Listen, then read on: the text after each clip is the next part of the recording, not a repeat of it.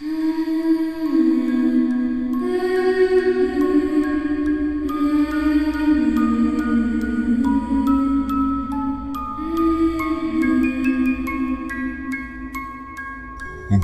মধ্যে অন্যতম ভয়ঙ্কর হল নিশি।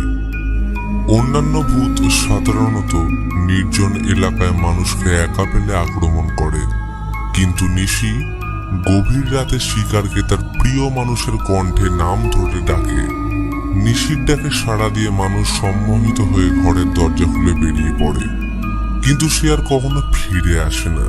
মনে করা হয় তারা নিজেরাও নিশিতে পরিণত হয়। কিছু কিছু তান্ত্রিক অন্যের বিরুদ্ধে প্রতিশোধ নেবার জন্য নিশি পুষে রাখে। লোককাহিনী অনুসারে নিশিরা কোনো মানুষকে 2 বারের বেশি ডাকতে পারে না, তাই রাতে কেউ 3 বার ডাকলে তবেই ঘর থেকে বের হওয়া উচিত।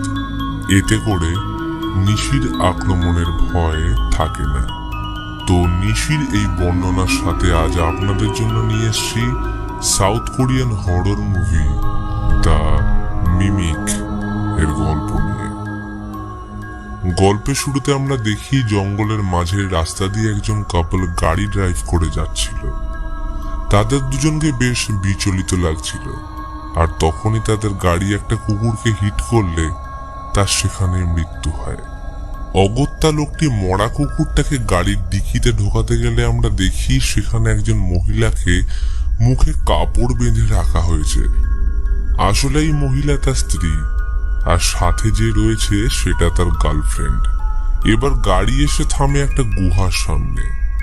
লোকটা গাড়ি থেকে নেমে দ্রুত ওই গুহার দেওয়াল ভাঙতে থাকে। বেশ কিছুটা গর্ত করার পর আমরা লক্ষ্য করি দেওয়ালের ভেতরে কোনো এক বাঁধা দড়ি ছিঁড়ে যেতে। লোকটি অবশ্য সেটা খেয়াল না করে তার স্ত্রীকে গুহার ভেতরে জ্যান্ত ঢুকিয়ে কোনো রকমের দেওয়ালটা গার্ড করে গার্লফ্রেন্ডকে নিয়ে সেখান থেকে যেতে গেলে গুহার ভেতর থেকে তার স্ত্রীর আর্তনাদের সাথে কোনো এক পৈশাচিক আওয়াজ শুনতে পায়, যেটা আস্তে আস্তে তাদের দুজনের গলার আওয়াজ নকল করে ডাকতে থাকে। আর এইখানেই মুভি সিন কাট হয়ে অ্যানা নামের একজন মহিলাকে দেখানো হয়। সে তার শাশুড়িকে মেন্টাল হসপিটাল থেকে নিতে এসছে। ডাক্তার ওনাকে এখান থেকে নিয়ে যেতে মানা করলে অ্যানা বলে তাদের এই শহর ছেড়ে চলে যেতে হবে, তাই এখানে ওনাকে রাখা সম্ভব নয়। তো সেই মতো পরের দিন অ্যানা তার হাজবেন্ড ও শাশুড়ি সহ জঙ্গলের সাইডে একটা নতুন বাড়িতে শিফট হয়। তাদের বাড়ির কিছু দূরে গভীর জঙ্গল ছিল, আর ওই জঙ্গলের বেশ কিছুটা অংশ ব্যারিকেড দিয়ে ঘেরা, যেখানে জনসাধারণের যাওয়া স্ট্রিক্টলি মানা, কারণ এটা ছিল সেই গুহার এরিয়া।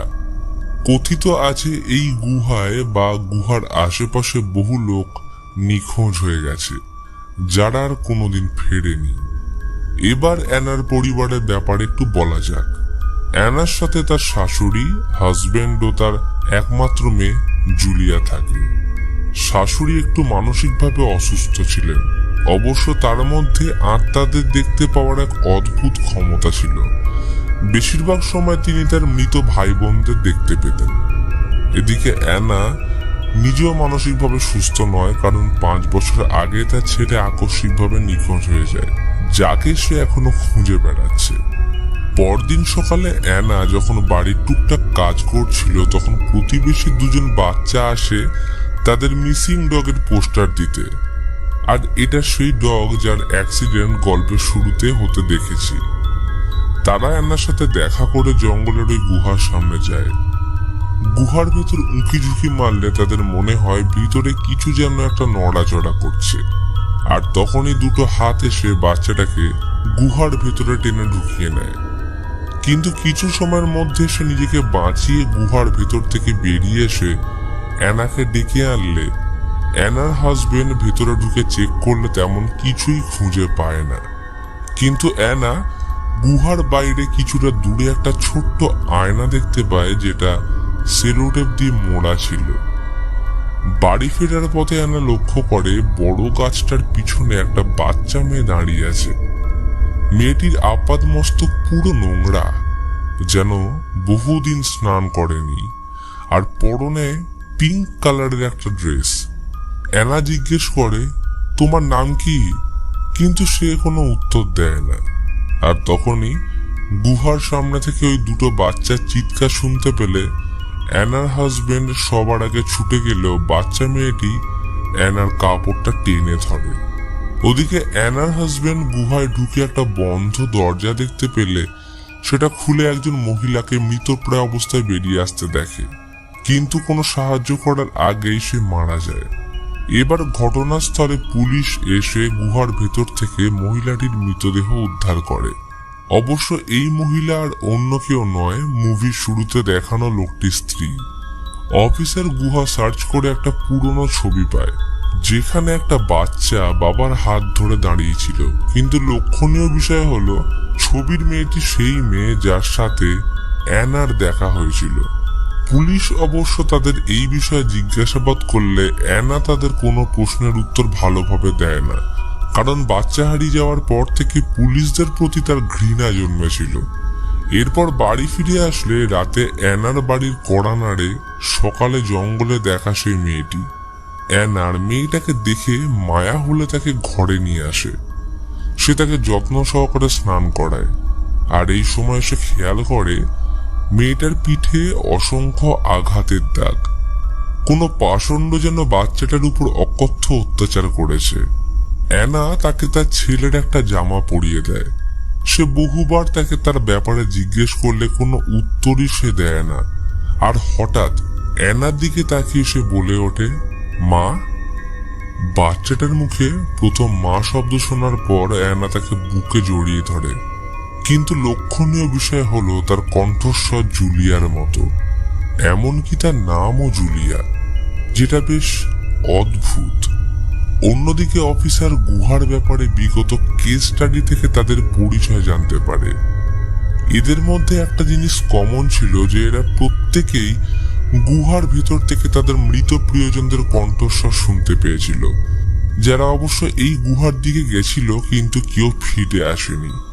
আর খুব কম সংখ্যক যারা ফিরে এসছে তাদের মানসিক অবস্থা খুবই খারাপ, আর বেশিরভাগ অন্ধ হয়ে গেছে। অন্যদিকে অ্যানার হাজবেন্ড বাচ্চাটাকে নিয়ে একটু চিন্তিত ছিল। পরদিন সকালে ঘুম ভাঙলে অ্যানা ও তার হাজবেন্ড দুজনেই খেয়াল করে তাদের চোখে ইনফেকশন হয়েছে, ফলে একটু অস্পষ্ট দেখছিল, কিন্তু তারা এটাকে খুব একটা গুরুত্ব দেয় না। তখনই বাইরে কারোর উপস্থিতি অনুভব করলে গিয়ে দেখে একজন অন্ধ মহিলা তাদের বাড়ির দিকেই মুখ করে দাঁড়িয়ে আছে। তাদের দেখা মাত্রই মহিলাটি বলে গুহার দরজা খুলে গেছে। তার ভেতর থেকে প্রতিনিয়ত ভেসে আসছে মৃত মানুষদের হাহাকার। তিনি বলেন, তোমরা যত তাড়াতাড়ি সম্ভব এই ঘর ছেড়ে চলে যাও। কিন্তু স্বাভাবিকভাবেই অ্যানা তার কথার কোনো গুরুত্ব দেয় না। অন্যদিকে পুলিশ স্টেশনে অফিসার চই নামের এক ব্যক্তির সাথে দেখা করে। চই সেই ব্যক্তি যাকে আমরা গল্পের শুরুতে দেখেছি। অফিসার তাকে জিজ্ঞেস করে, তোমার ওই গাড়ি গুহার সামনে কি করছিল, আর ওই মৃত মহিলার সাথে তোমার কি সম্পর্ক? চই পরিষ্কার জানিয়ে দেয়, আমি এই ব্যাপারে কিচ্ছু জানি না। এই বলে সে নিজের বাড়ি ফিরে যায়। লক্ষণীয় বিষয় হলো চই বিগত কদিন ধরে চোখের সমস্যায় ভুগছে। বাড়ি এসে চই ঘরের ভিতর থেকে তার মৃত স্ত্রীর গলার আওয়াজ শুনতে পায়, আর তখনই দেখে আয়নার ভেতর থেকে দুটো হাত যেন বেরিয়ে আসার চেষ্টা করছে। এদিকে ওই বাচ্চা মেয়েটার সময়ের সাথে সাথে জুলিয়ার মতো একইভাবে কথাও তার মধ্যে ড্রেস আপ করতে শুরু করে। এটা দেখে অ্যানার হাজবেন্ডের একটু খটকা লাগে। তার মনে হয় পুলিশের কাছে জুলিয়ার ব্যাপারে জানানো উচিত, হয়তো তার বাবা মা তাকে খুঁজছে। কিন্তু অ্যানা এতে রাজি হয় না। তার মতে, এর আগেও আমার ছেলের বেলায় পুলিশকে খোঁজ খবর নিতে বলা হয়েছিল, কিন্তু তখনও তারা কিছু করতে পারেনি। তাই এবারে পুলিশের উপর বিশ্বাস করার কোনো প্রশ্নই ওঠে না। আমি একবার আমার ছেলেকে হারিয়েছি, তাই দ্বিতীয়বার একে কিছুতেই আমার থেকে আলাদা হতে দেব না। অ্যানার এই রূপ আচরণ দেখে তার হাজবেন্ড কিছু বলার সাহস পায় না। এইভাবেই কেটে যায় বেশ কটা দিন। জুলিয়ার সাথে তার সম্পর্ক আরো ঘনিষ্ঠ হয়ে ওঠে। সে তাকে দু চোখের আড়ালও করতে পারত না। জুলিয়াও তাকে নির্দ্বিধায় মা হিসেবে মেনে নেয়। ফলে অ্যানা ধীরে ধীরে তার ছেলের দুঃখ ভুলতে শুরু করেছিল। এর মাঝে একদিন তার শাশুড়ির সাইকোলজিক্যাল অ্যাটাক হলে সেখানে পড়ে থাকা একটা ছুরি নিয়ে জুলিয়াকে মারতে ছুটে গেলে কোনো রকমে অ্যানা এসে তাকে বাঁচিয়ে নেয়। পরিস্থিতি শান্ত হলে তাকে রুমে নিয়ে গেলে অ্যানার হাজবেন্ড দেখে তার মা রুমের একটা আয়না সেলোটেপ দিয়ে কভার করে রেখেছে। তিনি বলেন, ওটা থেকে আমি আমার মৃত ভাই বোনদের চিৎকার শুনতে পাই। আর শুধু এটাই নয়, প্রতি রাতে একটা অপার্থিব আওয়াজ আমায় ঘুমোতে দেয় না। মায়ের এইরূপ মানসিক অবস্থা দেখে অ্যানার সাথে তার ঝগড়া হয়, কারণ সে চাইছিল মাকে আগের নার্সিংহোমে নিয়ে যেতে, কিন্তু অ্যানা এতে রাজি হয় না। তার বক্তব্য ছিল, আমি খুব ভালোভাবে তার এখানে দেখাশোনা করতে পারবো, আর সাথে আমি নিজেই আমার ছেলেকেও খুঁজে বের করব। এটা শুনে অ্যানার হাজবেন্ড বলে, দেখো, যে যাওয়ার সে চলে গেছে, তাকে চাইলেও আমরা ফিরিয়ে আনতে পারবো না। তাই মিথ্যা স্বপ্নের জগৎ থেকে তুমি যত তাড়াতাড়ি বেরিয়ে আসবে তোমার জন্য ততটাই ভালো। এর জন্য অবশ্য আমি তোমার সাথে আছি, আর আমরা চাইলে দুজনে এই কঠিন পরিস্থিতির মোকাবিলা করব। সেদিন রাতে অ্যানার শাশুড়ি আয়না থেকে তার মৃত ভাই বোনের আওয়াজ শুনতে পায়। তারা তাকে কোনো এক জায়গায় নিয়ে যেতে চাইছিল। ফলে সে অদৃশ্য কারোর হাত ধরে বাড়ি ছেড়ে জঙ্গলের পথে বেরিয়ে পড়ে। সকালে অ্যানার ঘুম ভাঙলে সারা ঘর খুঁজে কোথাও শাশুড়িকে দেখতে না পেয়ে হাজবেন্ডকে জানালে সে মায়ের রুমে এলে খেয়াল করে আয়নার ভিতর থেকে একরকম সাদা তরল গড়িয়ে পড়ছে। ব্যাপারটা অদ্ভুত লাগলে আয়নার উপর লাগানো সবকটা সেলোটেপ খুলে দিলে দেখে আয়নার অপর প্রান্তে দুটো হাতের ছাপ, যেমনটা চইয়ের ঘরে ছিল। সে বুঝে পায় না এসব কি হচ্ছে। ফলে স্বাভাবিকভাবেই তার সন্দেহ যায় জুলিয়ার উপর, কারণ সে বাড়িতে আসার পর থেকে অদ্ভুত সব জিনিস ঘটছে। সে জুলিয়াকে জিজ্ঞেস করে, তুমি কি জানো ঠাকুমা কোথায় গেছে? কিন্তু সে কোনো উত্তর দেয় না। আর অদ্ভুতভাবে এই ঘটনার পর থেকে অ্যানার হাজবেন্ডও নিখোঁজ হয়ে যায়। অগত্যা অ্যানা পুলিশ ডেকে তাদের সমস্ত ব্যাপারটা জানায়। সে এটাও বলে, বেশ কিছুদিন আগে জঙ্গলের মাঝে তারা একটা বাচ্চা মেয়ে জুলিয়াকে খুঁজে পেয়েছিল। অফিসে জুলিয়ার সাথে দেখা করতে চাইলে কোথাও জুলিয়ার টিকিটিও খুঁজে পাওয়া যায় না। অফিসার অ্যানাকে গুহা থেকে পাওয়া ওই ছবি দেখালে সে বলে, এটাই জুলিয়া। এটা শুনে অফিসার অবাক হয়ে বলে, অসম্ভব, এটা হতেই পারে না, কারণ এই ছবিটা তো 80-র দশকের, আর এখানে যে মেয়েটির ছবি রয়েছে সে অলরেডি মিসিং। এটা শুনতে অ্যানা অবাক হয়ে যায়। রাতে অ্যানার বৃষ্টির মধ্যে জুলিয়াকে খুঁজতে বেরোলে সেই অন্ধ মহিলার সাথে আবার দেখা হলে তিনি অ্যানাকে নিয়ে তার বাড়িতে যান। এবার এইখানে রিভিল হয় মুভির আসল রহস্য। তিনি বলেন, এই গুহায় একটা সাদা বাঘ থাকতো। এই শহরের যত তন্ত্রসিদ্ধ সাধু, ব্ল্যাক ম্যাজিক প্র্যাকটিস করা লোক বা শামান এখানে আসতো, তারা এই বাঘকে ভগবান রূপে পুজো করত। এ কোনো সাধারণ বাঘ নয়, বরং সে এক আরবান লেজেন্ড। আমাদের লোককথা অনুযায়ী একে জাংসান টাইগার বলা হয়। শোনা যায় কোনো এক তন্ত্রসিদ্ধ শামান এই সাদা বাঘের পুজো করলে বাঘের আত্মা তার উপর ভর করে। সে লোকদের তার প্রিয় মৃত মানুষের আওয়াজ নকল করে ডেকে তাদের হত্যা করত। একদা বাঘের আত্মা শামানকে কোনো এক পবিত্র আত্মা উৎসর্গ করতে বললে সে রিচুয়ালসে একটা আয়না ব্যবহার করে তার একমাত্র মেয়েকে বাঘের উদ্দেশ্যে বলি দেয়।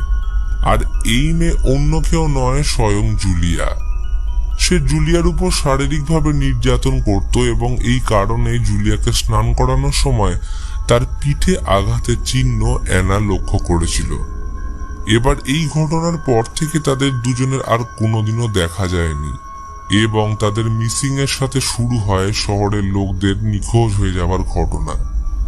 অন্ধ মহিলাটি অ্যানাকে সাবধানে থাকতে বলে তাকে একটা মন্ত্রপুত রিং দেয়, যেটা তাকে কিছু সময়ের জন্য ওই বাঘের আত্মার থেকে রক্ষা করবে। আর তিনি এটাও বলেন, তুমি যখন ওই মেয়েকে দেখতে পেয়েছো তাহলে অবশ্যই সামানকেও দেখতে পাবে। ওই সামান মানুষকে ভেতর থেকে মানসিকভাবে দুর্বল করতে শুরু করে, যার প্রথম লক্ষণ হিসেবে সেই ব্যক্তির চোখের দৃষ্টি ক্ষীণ হতে থাকে। এটা শুনতে অ্যানার মনে পড়ে যায় জুলিয়া আসার পরের দিন থেকে তাদের দুজনেরই চোখে ইনফেকশন হওয়ায় দেখতে সমস্যা হচ্ছিল। এটা শুনতে অ্যানা দ্রুত ঘরের দিকে দৌড় লাগায়। অন্যদিকে তার মেয়ে যখন ঘরে একা ছিল তখন শুনতে পায় নিচে আয়নার ঘর থেকে কেউ যেন তার মায়ের গলার আওয়াজ নকল করে তাকে ডাকছে। সে ধীরে ধীরে আয়নার দিকে গেলে দেখে পিশাচ রূপী সামান আয়না থেকে ধীরে ধীরে তার মায়ের গলার আওয়াজ নকল করে হামাগুড়ি দিয়ে বেরিয়ে আসছে। সে তাকে দেখা মাত্রই ভয়ে পালিয়ে একটা আলমারির ভেতর ঢুকে নিজেকে লক করে নেয়। তখনই অদ্ভুতভাবে অন্ধকার আলমারির অপর প্রান্ত থেকে জুলিয়া তার দিকে এগিয়ে এসে বলে, ভয় নেই, আমি তোমার সাথে আছি। ওদিকে অ্যানা ততক্ষণে বাড়িতে পৌঁছে মেয়েকে খুঁজতে খুঁজতে আলমারি খুললে দেখে সে জুলিয়ার সাথে চুপ করে বসে আছে। অ্যানার কেন জানি না এখনো মনে হচ্ছিল জুলিয়া তার মেয়েকে রক্ষা করছে। অ্যানা জুলিয়াকে একান্তে নিয়ে এসে জিজ্ঞেস করে, তুমি কি বলতে পারবে আমার শাশুড়ি আর হাজবেন্ড কোথায় আছে? সে উত্তর দেয়, ওই গুহায়। তাই অ্যানা তার মেয়েকে ঘরে থাকতে বললে অফিসারের কার্ড দিয়ে বলে, যদি দেখো সকাল অবধি আমি ঘরে না ফিরি তখন এই কার্ডে দেওয়া নাম্বারে ফোন করে তাকে ডেকে নেবে। এই বলে অন্ধ মহিলার দেওয়া মন্ত্রপুত রিং দরজায় ঝুলিয়ে অ্যানা জুলিয়ার হাত ধরে বেরিয়ে পড়ে গুহার উদ্দেশ্যে। সেখানে প্রবেশ করলে দেখে অন্ধকারের বুক চিরে নেমে গেছে শেষ না হওয়া একটা সিঁড়ি। জুলিয়া অ্যানাকে হাত ধরে চুপিসারে নেমে যেতে বলে, কারণ একটা আওয়াজ করা মানেই জেগে উঠবে নিশির ডাক। কিন্তু যেতে যেতে হঠাৎ অ্যানার পা মুচকে গেলে তার মুখ থেকে হালকা আওয়াজ বেরিয়ে আসলে গুহার চারিদিকে দেওয়াল ভেদ করে আসতে থাকে তার হাজবেন্ড ও শাশুড়ির কণ্ঠস্বর। জুলিয়া তার হাত ধরে বলে, আওয়াজের দিকে কান দিও না। অ্যানার মনে হয় গহীন অন্ধকার গর্তের ভেতর থেকে তার মৃত বাচ্চা যেন তাকে ডাকছে। বাচ্চাটা করুণ আর্তনাদ করে তাকে বলছে, এখানে এক পিশাচ রূপী লোক আমায় ভয় দেখিয়ে তার সাথে নিয়ে যাচ্ছে। অ্যানা এই আওয়াজ বহুবার ইগনোর করার চেষ্টা করলেও শেষে তার বাচ্চার আওয়াজ শুনে নিজেকে সামনে রাখতে না পারলে আওয়াজ লক্ষ্য করে দৌড় লাগায়। জুলিয়া অ্যানার হাত ধরে কেঁদে অনেক কষ্টে আটকানোর চেষ্টা করে, কিন্তু তখনই অন্ধকারের ভেতর থেকে দৌড়ে বেরিয়ে আসে সেই পিশাচরূপী সামান, যাকে urban legend junction tiger possessed করে রেখেছিল। সে অ্যানাকে মারার চেষ্টা করলে কোনো রকমে নিজেকে বাঁচিয়ে গুহার একটা কোণে এসে লুকিয়ে পড়ে। সেখানে চারিদিকে আয়না লাগানো ছিল আর সামনে বেশ কয়েকটা মোমবাতি জ্বলছে। প্রতিটা আয়না থেকে ভেসে আসে তার বাচ্চার আর্তনাদ। এটা শুনতে অ্যানা কানে হাত রেখে চোখ বন্ধ করে নিজেকে সংযত করার চেষ্টা করে, কিন্তু এর মাঝে সে একটা বড় আয়নার কাছে চলে আসলে সেটার ভেতর থেকে সমানে দুটো পৈশাচিক হাত বেরিয়ে এসে অ্যানাকে ভিতরে টানতে থাকে। কিন্তু তখনই তার হাজবেন্ড চলে আসলে কোনো রকমে তাকে সেখান থেকে বাঁচিয়ে সে আয়না পাথর দিয়ে ভেঙে ফেলে। আমরা এখানে লক্ষ্য করি তার চোখের দৃষ্টি ক্ষমতা সম্পূর্ণরূপে হারিয়ে ফেলেছে। অ্যানা তার হাজবেন্ডকে নিয়ে একটা অন্য পথ ধরে গুহার বাইরে বেরিয়ে আসার চেষ্টা করে, কিন্তু ততক্ষণে সামান ধীরে ধীরে জাংশন টাইগারে পরিবর্তিত হয়ে অ্যানার হাজবেন্ডের পা ধরে টানার চেষ্টা করে। কিন্তু এবারে অ্যানা তাকে বাঁচিয়ে দুজন একে অপরের হাত ধরে গুহার বাইরে বেরিয়ে আসতেই যাবে, তখনই পিছন থেকে ভেসে আসে অ্যানার হারিয়ে যাওয়া বাচ্চার কণ্ঠস্বর। সে বলে ওঠে, মা, তুমি আমায় কথা দিয়েছিলে আমায় ছেড়ে কোনোদিনও যাবে না, কিন্তু তাহলে আজ কেন যাচ্ছ? এবার অ্যানা নিজেকে আর আটকে রাখতে পারে না। ততক্ষণে অ্যানা তার দৃষ্টিশক্তি সম্পূর্ণভাবে হারিয়ে ফেলেছিল, যার কারণে ওই নিশির ডাককে অনুসরণ করে গুহার ভেতরে সিঁড়ি বরাবর নেমে গেলে জুলিয়া তার হাত ধরলে অ্যানা ভাবে এটা তার হারিয়ে যাওয়া ছেলে। বাচ্চা হারা মায়ের মমতার কাছে যেন বাস্তব চিন্তাধারা পরাজয় স্বীকার করছিল। অ্যানা তার হাত ধরে ধীরে ধীরে গুহার ভেতরে অন্ধকারে হারিয়ে যায়। অন্যদিকে তার হাজবেন্ড কোনো রকমে গুহা থেকে বেরিয়ে আসতে সক্ষম হয়। ততক্ষণে ঘটনাস্থল অফিসার চলে আসে, কারণ অ্যানা ঠিক সময় ফোন করে অফিসারকে গুহার সামনে আসতে বলে দিয়েছিল। কিন্তু এখানে তার কিছুই করার ছিল না, কারণ অ্যানা গুহার নিশ্ছিদ্র অন্ধকারের বুক চিরে না ফেরার দেশে পাড়ি দিয়েছিল। এবার সময়ের সাথে ওই গুহার মুখ চিরজীবনের জন্য বন্ধ করে দেওয়া হয়। আর এই ঘটনার সাথে মুভি এখানেই শেষ হয়। কোরিয়ান লোককথা অনুযায়ী জাংশন টাইগারের অস্তিত্ব এখনো বিদ্যমান। কোনো ব্যক্তির কাছের লোক বা পরিবারের মধ্যে কেউ মারা গেলে তার নাম ধরে গভীর রাতে তাকে ডাকতে থাকে, আর যে ওই আওয়াজ শুনে তার দিকে যায় সে আর কোনোদিনও ফিরে আসে না। গল্পের শুরুতে দেখানো যখন ওই লোকটা গুহার দেওয়াল ভেঙে ফেলে, তখন তার অজান্তেই মন্ত্রপুত রিং ছিঁড়ে গেলে গুহার ভেতর থেকে ছাড়া পায় আরবান লেজেন্ড জাংশন টাইগার। এর অস্তিত্ব আমরা বাংলা লোককথাতেও পেয়ে থাকি, যেটা নিশির ডাক নামে পরিচিত। তো বন্ধুরা, কেমন লাগলো আজকের এই ভিডিও তা কমেন্ট বক্সে জানিও। ভিডিও ভালো লাগলে অবশ্যই একটি লাইক, আর যারা চ্যানেলে নতুন আসছেন তারা সাবস্ক্রাইব করতে ভুলবেন না। তো আজকের মতন এখানেই, দেখা হচ্ছে পরের ভিডিওতে। ভালো থাকবেন।